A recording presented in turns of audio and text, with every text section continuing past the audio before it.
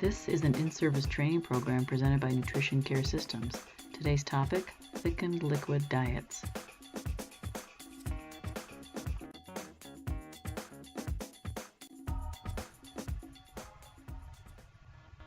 Upon completing this in-service, you will be able to 1. Understand the definition of dysphagia, 2. Identify the specific liquid consistencies of nectar, honey, and pudding, 3. Know the do's and don'ts for thickened liquids, and 4. Be aware of the different types of thickeners available.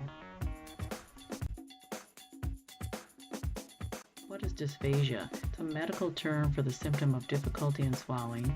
Some residents have limited awareness of their dysphagia, so lack of the symptom does not exclude an underlying disease. And if the dysphagia goes undiagnosed, a resident can be at risk for pulmonary aspiration or aspiration pneumonia. Some of the symptoms of dysphagia can be difficulty controlling food in the mouth, inability to control food or saliva in the mouth, difficulty initiating a swallow, coughing, or choking.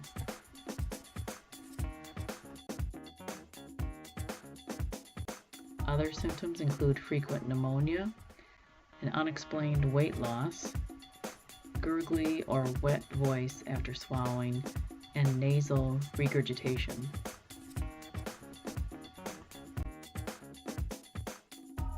What is the role of the dietitian or dietary manager? The dietitian or dietary manager should observe residents during the meal times and then watch for any signs and symptoms of swallowing problems. The dietary manager or the dietitian should identify residents at risk for swallowing problems and then let the speech therapist know as soon as possible so they may be able to do a speech evaluation. Now, those residents that have swallowing problems need to be discussed in care plan or another interdisciplinary team meeting. The dietary manager should assure that all foods are prepared and served per dietary order.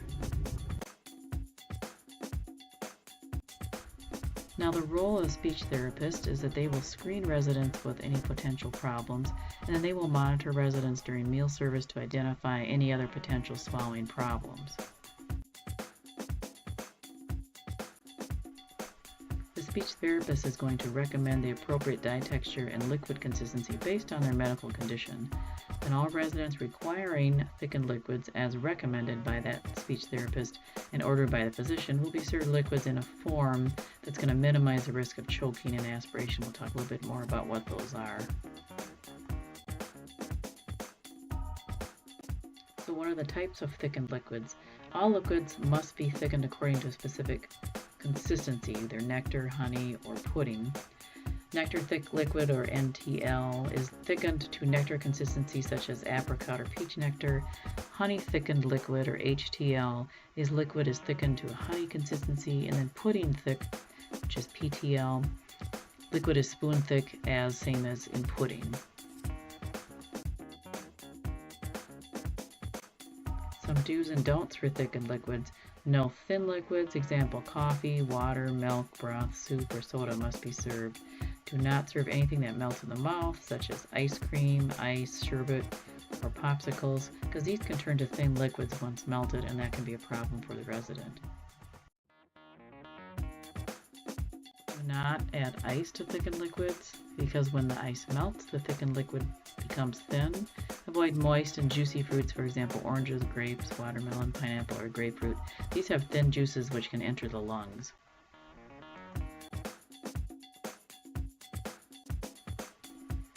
Do not serve Jell-O unless thickened to desired or recommended consistency, such as nectar, honey, or pudding, as regular Jell-O will turn into thin liquids when melted. When dishing up cooked vegetables at serving, use slotted serving spoon to drain excess liquids. Broth-based soups are considered thin liquids. They are not allowed unless the broth is thickened to the right consistency, being nectar, honey, or pudding.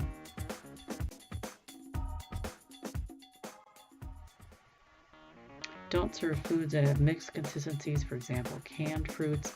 Canned fruits must be well blended or in a puree format to one consistency, nectar, honey, or pudding. Nutritional shakes, they must be thickened also to a specific consistency, whether it's nectar, honey, or pudding.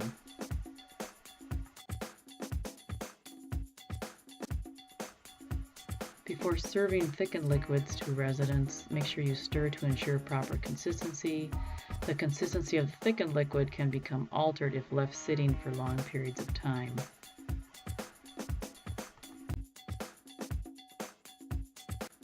Now, there are various types of commercial thickeners available. Most facilities use a commercial thickener, usually a powder or a gel they mix into beverages to thicken them, but some healthcare facilities purchase pre-thickened water, milk, and juices.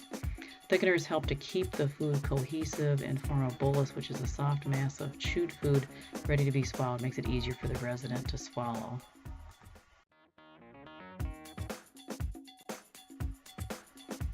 When you're using powdered thickeners, always follow the directions for quantity needed and allow at least 5 minutes for the thickener to act before adding more, because if you keep adding more, it'll turn into a very hard consistency, and then you'll end up having to throw it out. Commercial thickeners can also be added to both hot and cold beverages and foods. Let's take a short quiz on thickened liquids. Question number 1. Which of the following is a symptom of dysphagia? A. Coughing, B. Choking, C. Unexplained weight loss, or D. All of the above?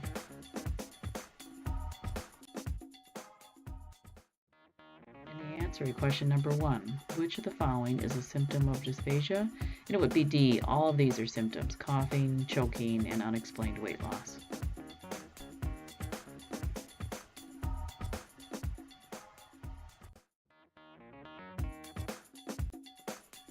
Question number 2. Which of the following is not a type of thickened liquid? A. Honey thickened, B. Nectar thickened, C. Ice cream thickened, or D. Pudding thickened?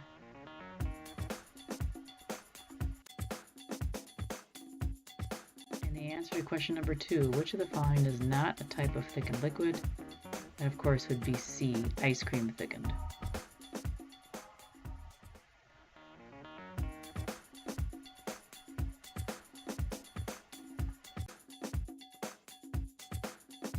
Question number 3. Which of the following is acceptable to give to a resident on thickened liquids? A. Ice, B. Sherbet, C. Popsicle, or D. Pudding? And the answer to question number 3. Which of the following is acceptable to give to a resident on thickened liquids? And that would be D. Pudding.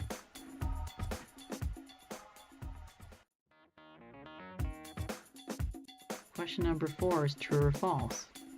Commercial thickeners can be added to hot and cold foods. And the answer to question number 4 is true. Commercial thickeners can be added to both hot and cold foods.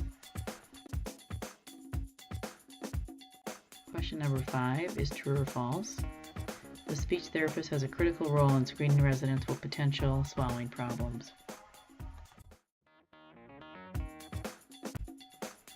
And the answer to question number 5 is true. Speech therapy is a critical role in screening residents with potential swallowing problems.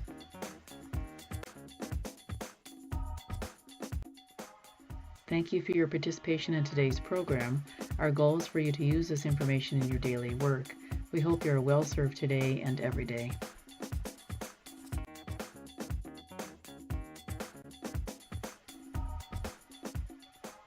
If you would like more information about our in-service training programs or dietitian consulting services, please contact us at 1-800-761-9200 or visit us on the web at nutritioncaresystems.com.